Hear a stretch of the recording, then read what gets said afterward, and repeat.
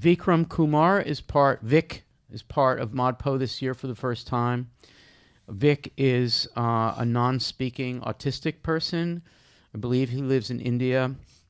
At least I know the family is there. Vic has done all of ModPo. Vic is going to be requesting a certificate, a statement of completion, which is amazing.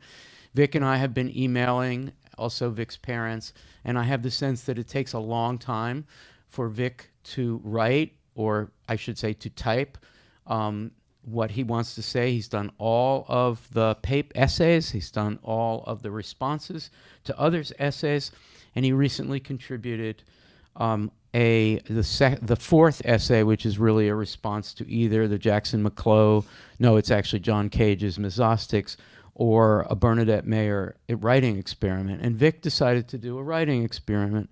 And this experiment speaks to Vic's absolutely radical and extraordinary sensibility as a person who, instead of arriving at being able to write language, which is actually a fairly recent thing for Vic. Vic has only been using language to communicate for a few years. This is a relatively late thing.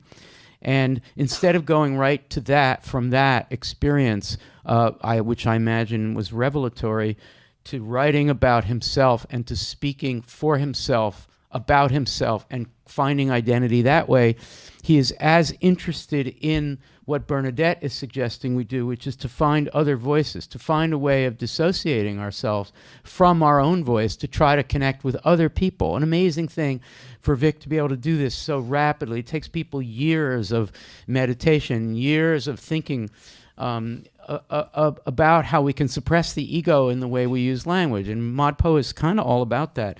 So I just want to quote a couple of lines from a poem that Vic wrote. And here's the intro Vic wrote. Looking at Bernadette Mayer's long list of writing experiments, I would like to submit this poem written by me based on the newspaper, published on the front page of newspapers in the last few months. And this is the last 4 lines of Vic's rendering of headlines. Disunited nations argue on who to feed based on color of eyes. Crossing boundaries, judged by histories, written not by the vanquished. Papers signed, relinquished land, and scarred prisoner exchanges. Did God's creations, your trophies, ever belong to you? I just want to say, holy fuck. Vic, that is an amazing poem.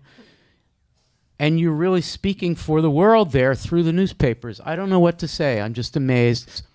The reason that I love to read and that it wasn't dampened by the catastrophes that we've suffered in this country, 3 of them in 2020, not just the pandemic, is because I find people to read with.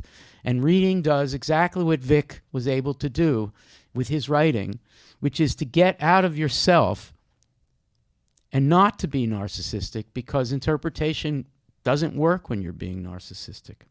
It's fundamentally more important than that. And reading and writing have fundamental relationships to community building.